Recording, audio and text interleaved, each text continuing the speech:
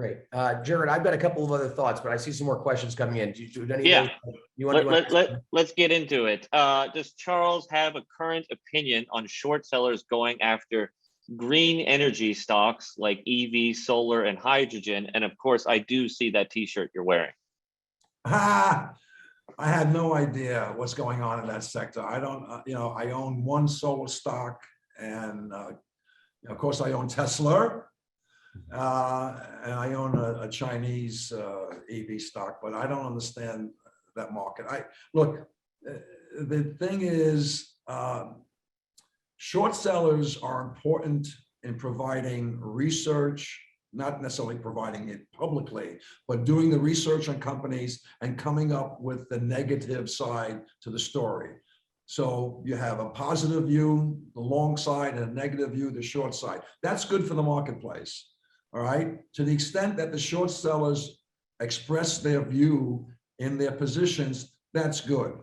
But when they try to beat down a legitimate company with viable earnings and a future, that can be, excessive. And I don't have anything to say other than CEOs have legal avenues if they can make the case that they're being abused in the marketplace. And I think that does happen, especially in small mid-cap stocks. But once again, we have a beautiful system here, and I think CEOs, if their stock is being beaten down by short sellers, they have recourse in the markets, and legally. So, Great. Let's take another one about GME meme stocks. That's what people want to hear about. I'm just going to combine a few of them, but basically, do you think that certain parties have only been encouraged by what happened last year and will continue their quote unquote bad behavior? Look, like any other crisis, there'll be a period of time where everybody will pay attention to the prior crisis, and it's like lightning striking twice at the same place. Not going to happen. I don't think you'll see another GME in the foreseeable future, but could it possibly happen again? Yes. I don't know of, and once again, I'm not in the business of following regulators and what they're doing and what they're coming out with, but I'm not aware of major changes in regulations as a result of the GME debacle and other meme stocks. So if somebody could explain that to me on CNBC or Bloomberg, I'd like to hear it. But I haven't heard it. You still can do naked shorts, and I'm sure Robinhood is more aware of call buying that could result in delivery issues. But is there a regulation that came out? I haven't seen it hit the wire. Is there something that says when short selling gets to 70% of the outstanding, the price of the marginal shorts there forward is going to quadruple, where it's going to cost an arm and a leg? You better believe this company's going bankrupt if you're going to take the marginal stock as a borrow or go naked. I don't see that. Now, maybe it's still in the works. It takes years for these things to happen. So to give the benefit of the doubt to the politicians and regulators, this all may be in the works, but we may not hear about it until later on this year or 2023. But I haven't heard of it. Now, Charles, we're running over here. Are you okay with a little bit of an encore? I know that you got stuff to do, but can you hang with us a few more minutes? Yes. All right, Charles. I know everyone wants to talk about what's going on right now, but something that's very special about someone like Charles is that the view he has had in the middle of the action. So October 1987, Charles, I believe that you're on the trading floor in New York at Drexel Burnham Lambert. The block desk. Yeah.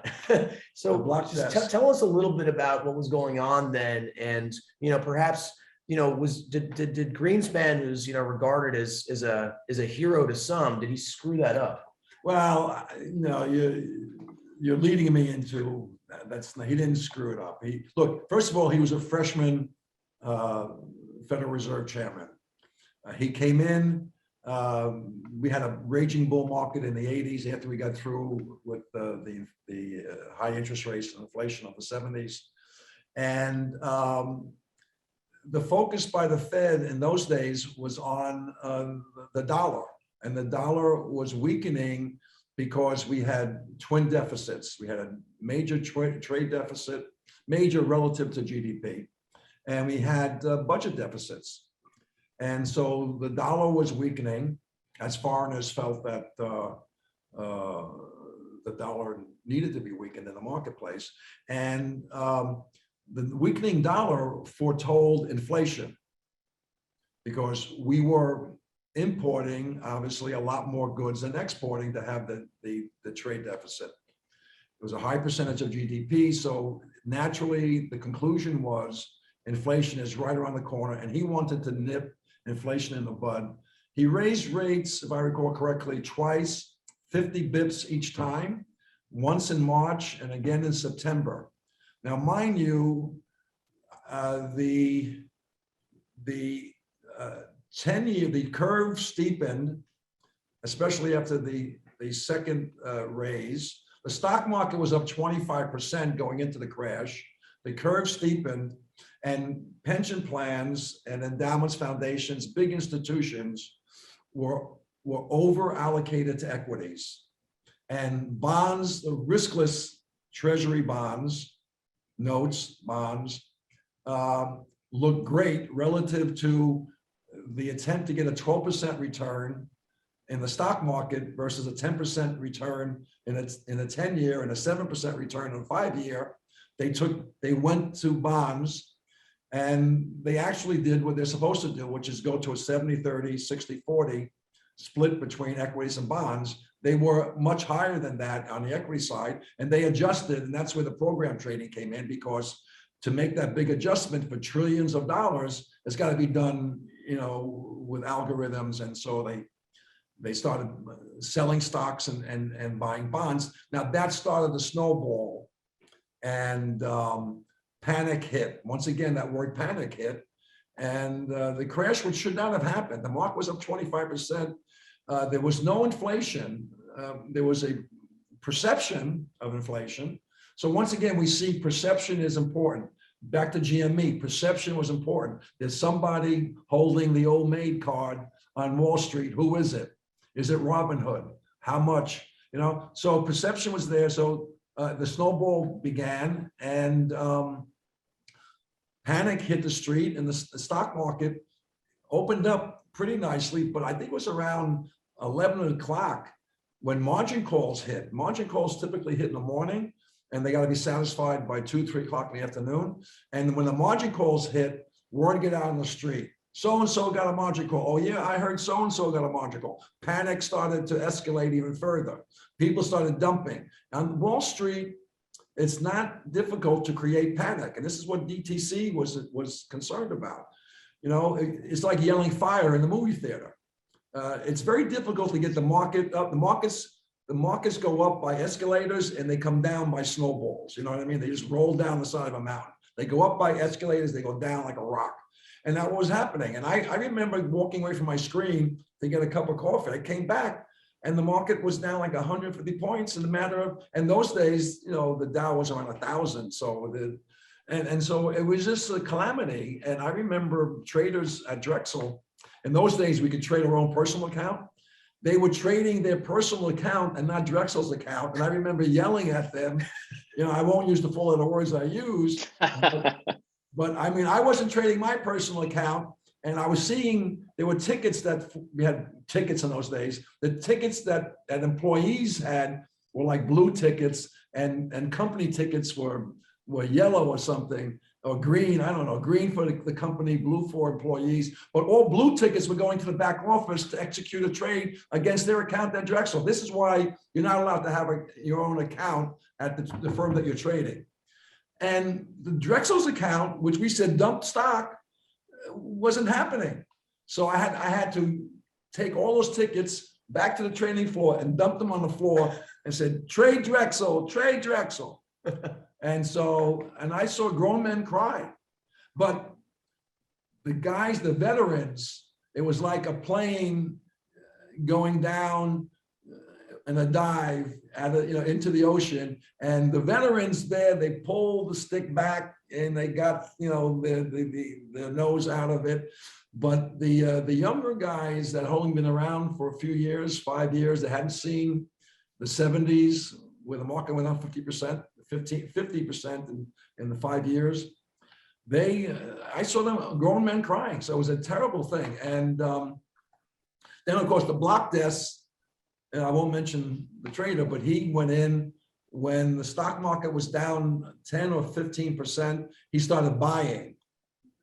And the block desk was consuming a lot of Drexel's capital. He was buying. And of course, I think he bought IBM, like at 100, and it closed at 70 that day or something down. Anything, the whole market went down another 10, 15% from when he started buying, and it hurt, the balance sheet of Drexel. Of course, Drexel survived that. But what's happening now is not an 87. I don't see that situation, mainly because the bond market signals to the equity market, and I don't see the signal that we're in trouble. I don't see a recession, and I don't see a rapid steepening of the yield curve like happened in 87. And I don't see the bond market being an alternative to equity. So I'm still bullish on equities, not as bullish. We have an election coming up in November, so that's pretty good. Pretty much incumbents get a freebie unless there's a black swan event. 2023, I'll reserve my opinion, but if something's going to happen, it'll be in 23, 24. All right, great. All right. We're running out of time here. Do you think you want to throw one more question in here, or and by the way, folks, Charles is a great guy. If your question was not answered, please shoot us an email, and I'll pass it along to him, and we can try to help you out, because this is a really wonderful opportunity to learn so much about a very complicated system, and we're very lucky to have him here with us. Now, Jared, do we have one more? Sure. Sure. As our final question, and thanks, Charles, again for doing this. We really appreciate it. What do you think the mainstream financial media is just getting wrong about this story, and what can we clear up? What is the mainstream? Well, I think the mainstream media can be political. I think they're running a business. And they have people to answer to, and so I think they do a pretty good job. They could do a better job. I mean, if there's anything that I've said on this show that has been said on CNBC or Bloomberg, great. I haven't heard it, and so to the extent that it's informative, to the extent that people have learned something from it, I think that is the subliminal criticism, is that why little old me, and why not, the big boys on TV. I mean, I used to do a lot of TV. I do a lot less now because I tend to be a little provocative, but we love that. I know. That's why I love the internet, because it can be as provocative. I could wear my Elon t-shirt. I couldn't do this on CNBC or Bloomberg. They say, take that shirt off. All right. Well, thank you everyone for joining. Charles, this is fantastic. What a fascinating hour we just had here with you. Again, folks, this replay will be up within an hour or two on IPO Edge, CorpGov. It'll also be on Bloomberg terminals and on Yahoo Finance. Just look up the GME ticker, and that'll be an easy way to find it. Again, Charles, we can't thank you enough. Thanks for doing this with us. Go Apes. Thanks, everyone.